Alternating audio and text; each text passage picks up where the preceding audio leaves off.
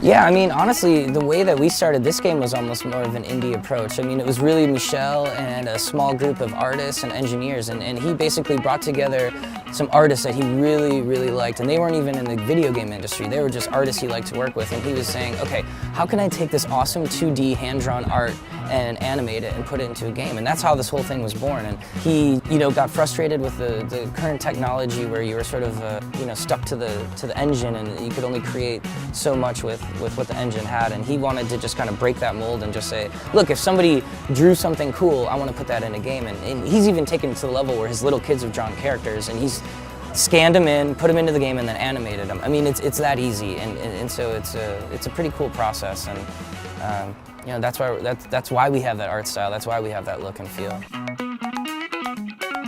We feel really good about the art style and about the game and the core of the platforming game that we've created, and so we're trying to spread that out to all the different ones. And actually the Wii, it's just such a natural platform to be playing a platformer, so it works really well. And I also saw it running on the 3DS, and honestly, I was really blown away by the graphics because, it's something that'll never come through on the screenshots, but if you look at the art style of the game, you can see like the layers of the foreground, and then it gets more depth, and all of a sudden into the Z-plane.